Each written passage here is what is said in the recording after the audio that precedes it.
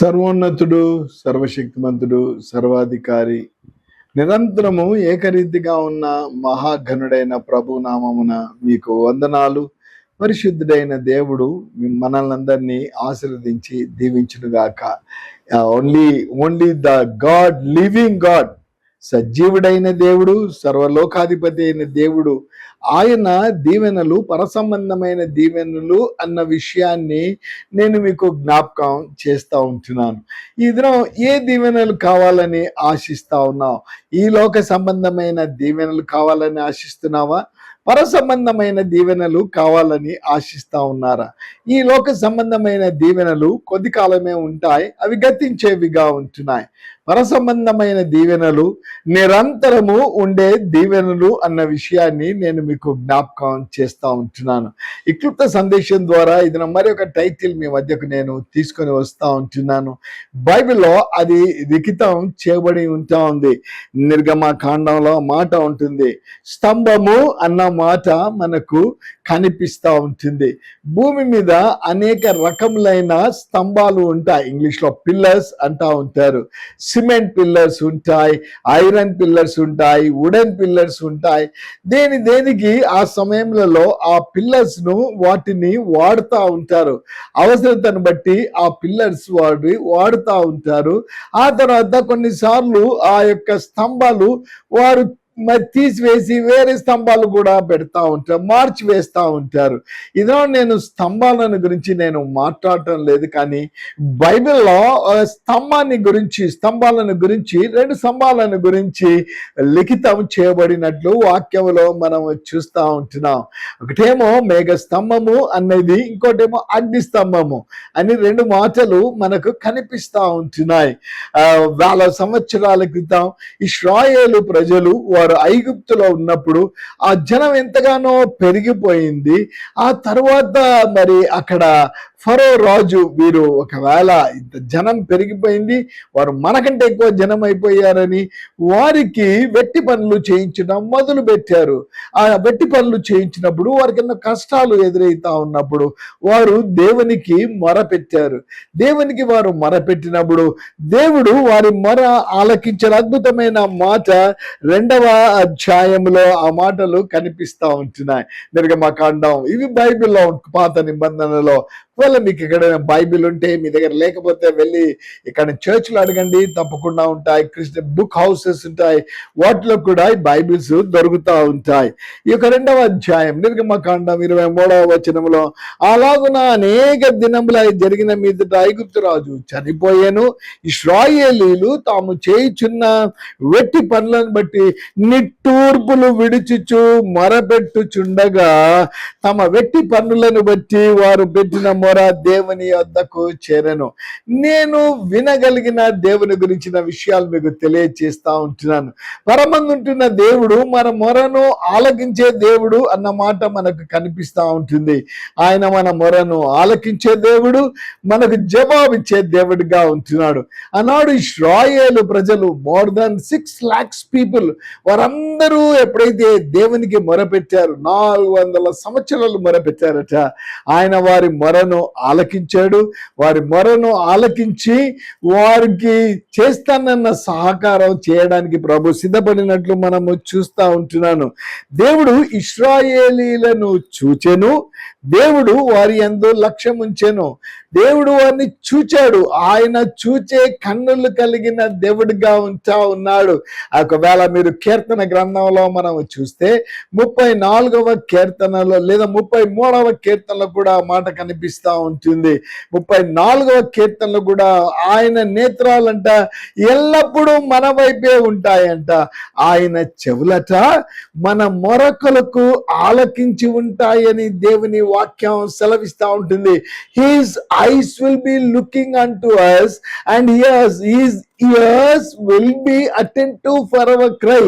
ప్రియ ప్రేక్షకులు, ఒక సామాన్య మానవుని యొక్క స్వరం వినడానికి, మొర వినడానికి పరమందుంటున్న దేవుని యొక్క చెవులు చెవియొగ్గి ఉంటాయంటే వింటా ఉన్నారా? నేను అడిగితే ఎవరు చేస్తారు? మా తల్లి సహాయం చేయటం లేదు, మా తండ్రి సహాయం చేయటం లేదు, మా అక్క చెల్లెళ్ళు అన్నదమ్ములు సహాయం చేయటం లేదు, నమ్ముకున్న ఎవరు కూడా సహాయం చేయటం లేదు. అనేక ప్రాంతాలకు వెళ్ళాను, కొండలకు వెళ్ళాను, కోనలకు వెళ్ళాను, అంతా వెళ్ళాను, కానీ ఎవరు కూడా నన్ను చూడలేదు, నా మొర ఆలకించలేదు. మీరు ఎలా అంటారండి నాతో అంటా ఉన్నారు. పరిశుద్ధ గ్రంథములో ఆనాడు నిర్గమకాండంలో మనం చూస్తూ ఉంటున్నాము, దేవుడు వారి మొర విన్నాడు, లక్ష్యముంచెను అన్న మాట మనకు కనిపిస్తా ఉంటుంది. వారిని చూచిన దేవుడిగా ఉంటా ఉన్నాడు. ఆనాడు ఆ దేవుడు వారి పక్క చూడడమే కాకుండా వారి శ్రమల నుంచి వారిని విడిపించడానికి, వారి బానిసత్వం నుంచి విడిపించడానికి నీవు నేను కూడా ఈనాడు పాపం అనే అనేకమైన బానిసత్వాలు మనకు ఉండొచ్చు, ఆర్థిక సమస్య అనే భారం మనకు ఉండొచ్చు, లేదా ఉద్యోగం లేని పరిస్థితి అనే భారం, ఏ భారమైనా నేను ప్రకటిస్తున్న దేవుడు అంటా ఉన్నాడు, నీకుంటున్న భారాన్ని, నీకుంటున్న సమస్య నాకు అప్పగించేసేయి, నీ పనుల భారం నాకు అప్పగించేయి, నిబ్బరం కలిగి ధైర్యంగా ఉండని ఆ ప్రభు సెలవిస్తా ఉంటున్నాడు. అన్నాడు ఇశ్రాయేలు ప్రజలు ఆయనకు ఎప్పుడైతే వారు మొరపెట్టారో ఆయన వారి మొర వినాడు, లక్ష్యముంచాడు. వారిని విడిపించుటకు వారిని విడిపించుటకు ఆయన దిగి వచ్చిన దేవుడిగా ఉంటున్నాడు. ఈ సామాన్యమైన దేవుడు కాదండో, ఆయన భూమి ఆకాశములను సృజించిన దేవుడు, ఆయన నిన్ను నన్ను తన స్వరూపంలో చేసిన దేవుడు. మన మానవుడి కట్ట ఆయన జీవవాయువుగా నరుడు జీవాత్మ ఆయను అని దేవుని వాక్యం సెలవిస్తా ఉంటుంది.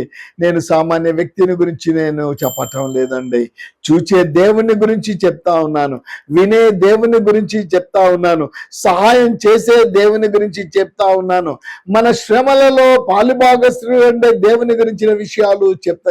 ఏం చేయలేదండి, ఎన్నో సంవత్సరాల నుంచి అనేకమైనవి చేశాను, ఎవరూ నాకు సహాయం చేయలేదు.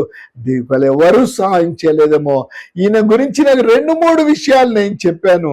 నీవు ఆయన దగ్గరికి వచ్చి, అయ్యా నువ్వు ఉన్నావట, గొప్పవాడవట, చూచే దేవుడవట, వినే దేవుడవట, సహాయం చేసే దేవుడవట, నువ్వు ఎవరో నాకు కావాలని నువ్వు ఆయనను పిలిస్తే చాలు, ఆయన నీ హృదయంలోనికి వచ్చి ఆయన నీ హృదయ వాంఛను తీర్చే దేవుడిగా ఉంటున్నాడు. 37వ కీర్తన 4-5 వచనాలు అంటాడు, is the God who fulfil the desires of our heart. ఒకటి కాదండి, 2 హృదయ వాంఛలను తీర్చే దేవుడు.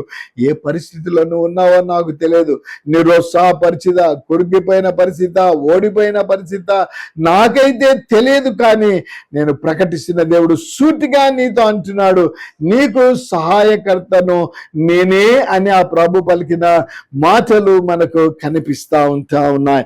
ఆనాడు వారు మొరపెట్టారండో, వారు మొరపెట్టినప్పుడు వారి మొర విన్నాడు, వారిని చూచాడు, వారి మొర విన్నాడు.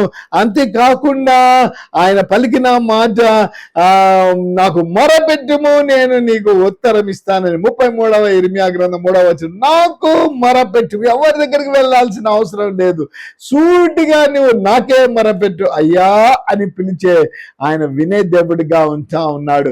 ఏం కావాలి నా కుమారుడా అని అడిగే దేవుడిగా. నాడు యేసు ప్రభు లోకంలో ఉన్నప్పుడు వాడు ఏదో పొదల్లో దాచుకున్నాడు, ఎందుకంటే బయటకు వస్తే ప్రజలు వాడిని రాళ్లతో కొట్టి చంపేస్తే వాడు కుష్ఠరోగి. ఆయన కొండ మించి దిగి ఆ జన సమూహంతో వస్తా ఉంటే వాడు మెల్లిగా పిలిచాడు, నీకు ఇష్టమైతే నన్ను బాగు చేయంటే మెల్లని వాని స్వరాన్ని విన్నాడు. వాడిని ముట్టి ఆయన బాగు చేసిన దేవుడు. ఈనాటికి ఆయన సజీవుడిగా ఉన్నాడు, ఈనాటికి అద్భుతాలు చేసే దేవుడిగా ఉంటున్నాడు. నీవు నేను చేయవలసిందంత ఆయనకు నీవు నేను మొరపెట్టవలసిన వారంగా ఉంటున్నాం. ఆనాడు ఇశ్రాయేలు ప్రజలు మొరపెడితే ఆయన దిగి వచ్చి ఆ సమయంలో ఒక వ్యక్తి, మోషే అనే వ్యక్తిని పారిపోయాడు, ఆయన చంపేస్తారని. ఆ వ్యక్తినే పిలిచాడు, మోషే నా ప్రజల మొర నా దగ్గరికి వచ్చింది, విడిపించడానికి నేను వచ్చాను, వారిని విడిపించడానికి నీవు నాకు సహాయం చేయని ఆయన ఎన్నుకున్నాడు. ఆ ఐగుప్తు నుంచి వారిని విడిపించడానికి 10 తెగుళ్ళు ఐగుప్తీయుల మీదకి తీసుకొని వచ్చారు. ఫరో కఠినుడైపోయాడు, పంపిస్తానంటున్నాడు, పంపియటం హృదయం కఠినమైపోయింది. ఆఖరి తెగులు ఇశ్రాయేలు ప్రజలకు చెప్పాడు, బంధనగా ఇదిగో మీరు ప్రతి ఒక్కరు ఇదిగో ఆ యొక్క గొర్రెని మేకను కానీ మీరు బలి ఇచ్చి దాని రక్తాన్ని మీ యొక్క ద్వార బంధముల మీద మీరు రక్షించాలి, చిలకరించాలి. ఇదిగో మృత్యుడు వాడు వచ్చే సమయంలో ఆ రక్తాన్ని చూసి వాడు మీ గృహాన్ని దాటి వెళ్ళిపోతాడు. ఆ విధంగా ఇశ్రాయేలు ప్రజలందరినీ ఆనాడు కాపాడాడు. ఐగుప్తులో తొలి సంతానంతా నాశనం అయిపోయింది. ఎంతో ఏడుపు ఇవన్నీ జరుగుతూ ఉన్నాయి. ఫరో పంపించేశాడు, వెళ్ళిపోండి అని పంపించాడు. అయినా వారిని వెంబడించాడు. జరిగిన సంఘటన వారిని వెంబడించినప్పుడు ఆ యొక్క సముద్రాన్ని ఆయన పాయలు చేసి ఇశ్రాయేలు ప్రజలు ఆరిన నేలలు, మంచి అద్భుతం, ఆరిన నేలను మీద వారిని అవతలికి. ప్రియ ప్రేక్షకులు, నీ అవసరం తీర్చడానికి ఆయన ఏమైనా చేయగలుగుతాడు. నీకు సహాయం చేయడానికి ఏమైనా చేయగలదు. 6 లక్షల కాల్బలం అంటావు. ఎప్పుడు సముద్రం, ఎర్ర సముద్రం పొంగేదే కానీ ఎప్పుడు కానీ పాయలైనది కాదు. తన ప్రజల కొరకు ఆనాడు సముద్రాన్ని పాయలు చేసిన దేవుడు, ఆనాడు వారి కొరకు అద్భుతాలు చేసిన దేవుడు నీ జీవితంలో చేయడంటాడా? నేను ప్రకటిస్తున్న దేవుడు చక్కగా చేయగలదు. ఆనాడు బయటికి వచ్చి ఎర్ర సముద్రం దాటి బయటకు వచ్చారు. అక్కడ నేను ఇందాక చెప్పిన మాట అక్కడ కనిపిస్తూ ఉంటుంది. ఆనాడు అరణ్యములో వారు వెళ్ళినప్పుడు త్రోవలో వారికి సహకారంగా ఉండడానికి ఉదయమునాట మేఘస్తంభములో ఉన్నాడు, రాత్రట అగ్నిస్తంభములో ఉన్నాడు. వారికి ఎలాంటి ఎండ దెబ్బ కానీ ఏది కలగకుండా మేఘస్తంభములో మహాగణుడైన ప్రభు ఉండి వారిని నడిపించిన దేవుడిగా ఉంటున్నాడు. రాత్రి ఏ అపాయం వారికి కలగకుండా వారి ప్రయాణంలో తోడుగా ఉండడానికి ఆయన అగ్ని సమములో ఉండి వారిని, నా మాటలు కాదండి, ఆ మాట మీకు చదువుతానండి. నిర్గమకాండం 13వ అధ్యాయము 21వ వచనం. వారు పగలు రాత్రియు ప్రయాణము చేయనట్లుగా యెహోవా త్రోవలో వారిని నడిపించుటకై పగటి వేళ మేఘస్తంభములోను, వారికి వెలగిచ్చుటకై రాత్రి వేళ అగ్నిస్తంభములోను ఉండి వారికి ముందుగా నడుచుచూ వచ్చెను. He was going in front of them. కొద్దిసార్లు భయపడి వెనకకు వెళ్ళిపోతా ఉంటారు. ఎవరు ముందుకు వెళ్తారు? ధైర్యవంతులు ముందుకు వెళ్తారు, విడిపించేవారు ముందుకు వెళ్తారు, సహాయకర్త ముందుకు వెళ్తారు. ఆ దాడట ఆ ప్రభు, సర్వలోకాధిపతి అయిన దేవుడు, ఆయన వారిని పగలు రాత్రి నడిపించుటకై ఉదయమున మేఘస్తంభంలో, రాత్రి అగ్నిస్తంభంలో ఉండి వారికి ముందుగా, ఒక రాజుగా వారికి ముందుగా, ఏదైనా ఆపద వస్తే నాకు వస్తుంది మీకు కాదన్నట్టు ఆనాడు ఆయన ముందుగా ఉండి నడిపించాడు. ఇంకొక అద్భుతమైన మాట ఇక్కడ ఉంటుంది. ఆయన పగటి వేళ మేఘస్తంభమునైనను రాత్రి అగ్ని స్తంభమునైనను ప్రజల ఎదుట నుండి తొలగింపలేదు. వింటా ఉన్నారా ప్రియ ప్రేక్షకులు? ఉదయమున ఆ మేఘస్తంభమును, రాత్రి వేళ అగ్ని స్తంభమును ప్రజల యొద్ద నుండి తొలగింపలేదు. వారికి సహాయకర్తగా వచ్చిన దేవుడు వాటికి దూరం చేయలేదు. ప్రభువా అని పిలిస్తే ఆయన మౌనంగా ఉండే దేవుడు కాదు.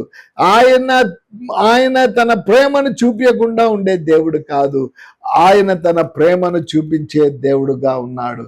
ప్రేమ చూపించాడు కాబట్టి స్వరక్తాన్నిచ్చి తన శరీరాన్ని నలగొట్టుకొని విరగొట్టుకొని ఆయన నిన్ను నన్ను రక్షించిన దేవుడు.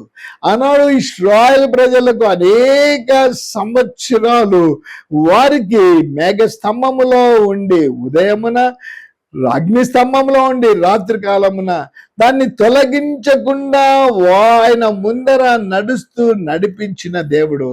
ఇది నువ్వు ఏ పరిస్థితుల్లో ఉన్నావో నాకు తెలియదు. నిరుత్సాహ పరిస్థితి, కృంగిపోయిన పరిస్థితి, జీవితంలో ఓడిపోయి నా దగ్గర సాక్ష్యాల వెంట సాక్ష్యాలు, వందల సాక్ష్యాలు సంఘానికి వచ్చేవారి, ఏ పరిస్థితులలో వారి మహానగరానికి వచ్చారో వారు చెప్తా ఉంటే వచ్చి మోసపోయామండి, తెచ్చుకొని వచ్చిన డబ్బంతా తినేశారండి. ఇక నీ దగ్గర డబ్బు లేదని నీ శరీరాన్ని మాకు ఇచ్చే, నేను మిమ్మల్ని అలా చేస్తాం, ఇల్లు చేస్తాం, గొప్ప చేస్తామని చెప్పి నా శరీరాన్ని కూడా పాడు చేశారు. ఇక జీవితం ఎందుకు అని నేను ఇక చనిపోవాలన్న పరిస్థితులలో ఇదే హైదరాబాద్ నగరంలో ఆ స్వరము వినిపించింది, ఇదిగో నేనున్నాను, నా దగ్గరికి రా, నేను నీకు సహాయం చేస్తాను. స్వరం విన్నప్పుడు అక్కడ ప్రాంతానికి వెళ్ళాం, ఆ యొక్క సంఘానికి వెళ్ళాం. ఆ మాటలు విని ఈ దినము ఆ ప్రేమను మేము తెలుసుకొని సాక్ష్యాలు నా దగ్గర ఉంటా ఉన్నాయి. నేను సాక్ష్యాలు చెప్పి మేము భ్రమపరచాలని కాదు, కానీ ఆనాడు ఇశ్రాయేలు ప్రజలకు మేఘ స్తంభములో, అగ్ని స్తంభంలో ఉండి తొలగిపోకుండా వారి ముందర నడిచిన దేవుడు ఈ దినం నీ జీవితానికి ఆయన ముందర ఉంటాడంట. నీ జీవితానికి ఆయన అధిపతిగా ఉంటాడంట. నీ జీవితంలో ఆయన సమాధానం ఇస్తాడంట, శాంతి ఇస్తాడంట, ఆనందం ఇస్తాడంట, తృప్తి ఇస్తాడంట. ఏ శరీర బలహీనతలు ఉన్న వాటన్నిటిని నీ జీవితంలోంచి తొలగిస్తానని ఆయన వాగ్దానం ఇచ్చే సమయంలో ఎందుకు ఒక్కసారి ఈ మహాగణుడైన యేసు ప్రభునందు విశ్వాసం ఉంచకూడదు? చిన్న మాట నువ్వు చెప్పాలి, అయ్యా ఇంతవరకు నువ్వేవో నాకు తెలియదు, కానీ నువ్వు ముందర ఉండి నడిపించే దేవుడవట. నా జీవితానికి ముందు ఓడిపోయిన జీవితం అయ్యా, పనికి మాలిన జీవితం అయ్యా, అయినా నువ్వు నన్ను ప్రేమిస్తున్నావంట. నా హృదయంలోనికి రా, నా జీవిత అవసరతలు తీర్చు అంటే ఆయన తప్పకుండా నీ జీవితంలో అవసరతలు నమ్ముతున్నావా? నమ్మితే ఎందుకు నాతో కూడా కలిసి ప్రార్థనలో ఏకీభవించకూడదు? పరిశుద్ధుడైన మహా గొప్ప తండ్రి, వందనాలు, స్తోత్రాలు. తొలగించలేదు ప్రభువా, మీ ప్రేమను తొలగించలేదు, మీ కృపను తొలగించలేదు. ఆనాడు ఇశ్రాయేలు ప్రజలకు మేఘస్తంభము ఉండింది, అగ్ని స్తంభము ఉండింది, ముందర మీరు నడిచిన దేవుడవు నాయన. ఎంత గొప్ప దేవుడవు నాయన. ఎందరైతే ఈ మహాగణుడు నాకు కావాలని మిమ్మల్ని పిలిచారు, వారి హృదయములలో మీరు కార్యాలను జరిగించమని యేసు నామమున ప్రార్థిస్తున్నాము తండ్రి, ఆమేన్. మహాగణుడైన ప్రభు మనల్నందరినీ పిలిచావు, ఇశ్రాయేలీయులను నడిపించావు, యెహోషువా